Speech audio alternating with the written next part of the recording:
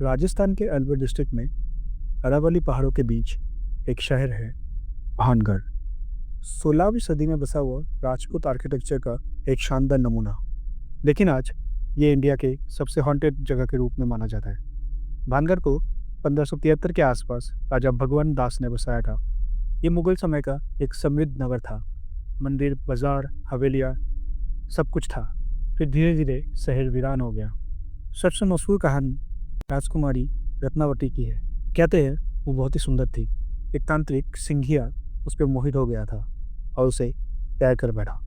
जब राजकुमारी ने उसे ठुकरा दिया तो उसने एक जादुई तेल पर तंत्र किया ताकि वो राजकुमारी को बस में कर सके। लेकिन राजकुमारी ने तांत्रिक का चाल समझ ली और वो तेल का बर्तन पत्थर पर गिरा दिया। फिर वो पत्थर लुढ़क कर तांत्रिक को ही कुचल गया। कहते हैं मरते वक्त सिंघिया ने श्राप दिया था, ये शहर कभी आबाद नहीं होगा। इस हादसे के कुछ ही समय बाद भानगढ़ पर मुगलों का हमला हुआ। पूरा शहर खत्म कर दिया गया। कहते हैं उस हमले में राजकुमार रत्नावती को भी मार दिया गया था और फिर ये शहर कभी नहीं बसा। आज भी भानगढ़ फोर्ट के गेट पे archaeological survey of India (ASAI) का बोर्ड लगा हुआ है। सूरज ढलने के बाद अंदर जाना मना है।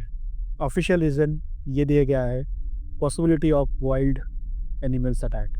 लेकिन लोग इसे तांत्रिक सिंघिया के श्राप के साथ जोड़ते हैं। लोकल गांव वाले कहते हैं पोर्ट से रात को आवाज़ें आते हैं, जैसे पायलों की झनकार, महिला के चीखने की आवाज़।